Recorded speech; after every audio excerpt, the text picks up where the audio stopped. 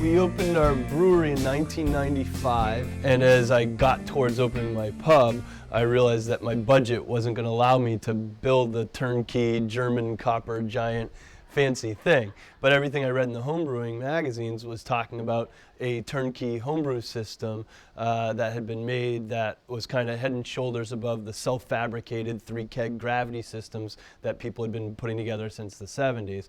And that ad for the original Brew Magic was in Zymergy. And so not only did I buy the generation 1.0 Brew Magic system, but I bought about 30 of these kegs from Sabco that had been converted, that had these lids on them. So a brew day would literally be me getting to the pub at 7 or 8 in the morning. I'd rev up the Sabco. I had a little home mill that I hooked up to a dishwasher motor so that it would automatically mill my grains in, and I'd get some Miles Davis going on the stereo and start doing a bunch of things at once. And the system was really great because you were orchestrating a number of brews throughout the day and you would overlap. So for instance, at the same time that you were boiling in this tank, your first batch of the day, you were mashing in this tank and you were milling the grains for the third batch. So even though the system was tiny, I could get out 3 batches of beer in about 6, 7, 8 hours, depending on what kinds of beers I was brewing. And since then I've gotten to write a book on sort of the history of our company, and it's been really rewarding. Every day or every other day I get an email from somebody who's just read the book and is either excited for their own business in a different industry or thinking of entering the brewing industry. And oftentimes it's people that are just out of college or around the age when I was starting, and they say, well, I don't have a lot of money. Do you have any advice on how I can start? And I've often pointed them towards the Brew Magic as a way to start. So, pretty much everywhere you look on this system, something's been upgraded and beefed up and become more sterile, sanitary, and production friendly. Well, we started with this system, and we're going to be back to using this system, and it's kind of, it's a wonderful thing for me, especially because we started with this. I know that when I rev this thing back up, I'm going to have the same perspective, the same passion, the same excitement for the first batch of experimental beer that comes off of this as I did when I was 25, didn't know what the hell I was doing, brewing the first batch on the first Sabco in 1995. And so sometimes I'd be embarrassed when commercial brewers would come in and look at my tiny little brewery, but then they'd come and kind of play with it and be like, wow, that's really cool. And what was probably in hindsight the best thing about starting with the Brew Magic system for our company was the affordability, but B, it allowed us to experiment to a level that no traditional brew pub could.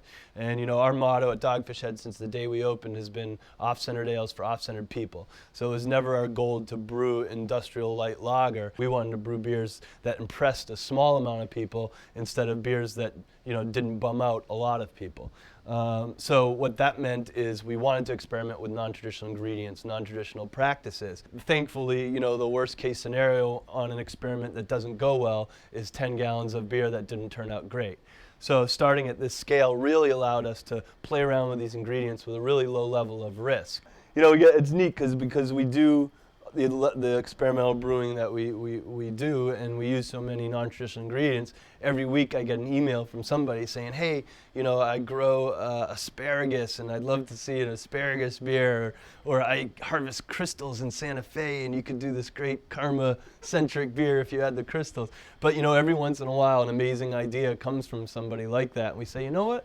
You can get those beach plums to us by next Thursday, we'll make a beer with that. And now we'll be able to experiment with these weird things that people come to us with a much lower degree of risk, a much lower commitment in ingredient batch cost. Even doing batches on our 5-barrel system, if you screw up, that's at least $1,000 worth of ingredients and man hours and utilities. Here we can do a batch for $30, $40 and get the same degree of repeatability and quality that'll allow us to say, okay, is that recipe worth pursuing and brewing in bigger batches on our bigger systems?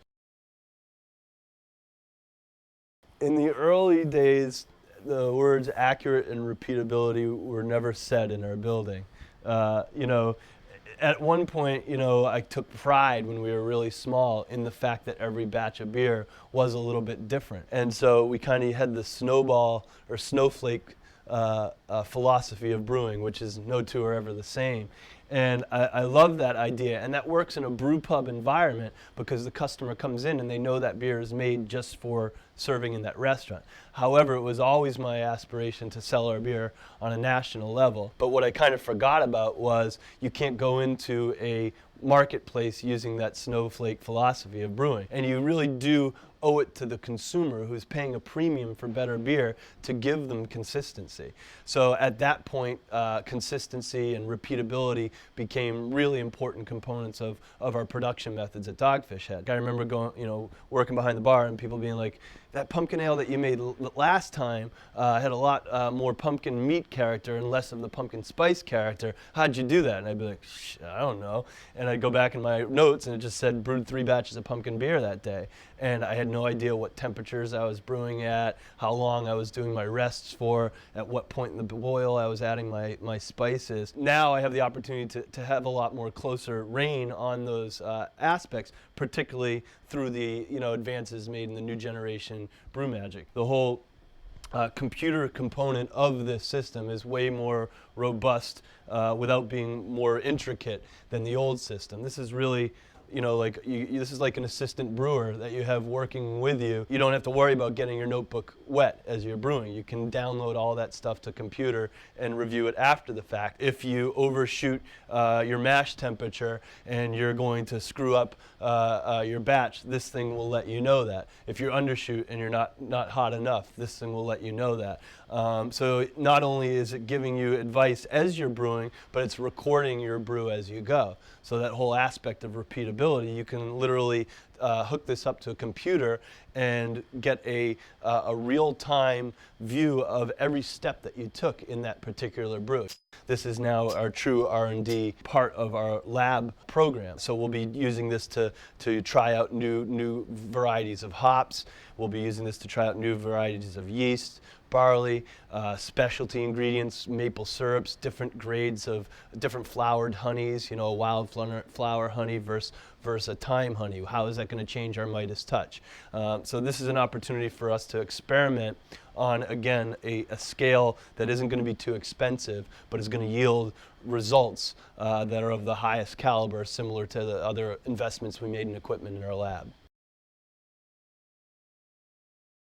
It's neat for me to come full circle and start brewing on the new generation Sabco. So we're really looking forward to using this system not just for experimental batches for R&D and for our laboratory work, but also just getting to remind the consumer that this is our humble origins. We started with this system as the smallest commercial brewery in the country, and now we're among the fastest growing breweries in America. We've been on the Inc. 500 list last few years, and I'm proud of all that growth, but I'm more proud of the fact we've been able to achieve that growth by just sticking to our guns, sticking to that message of off-centered ales for off-centered people, continue to experiment and kind of just following our muse, and having this system back into Dogfish Head is going to allow us to even further explore the outer edges of what beer can be, and we're looking forward to that.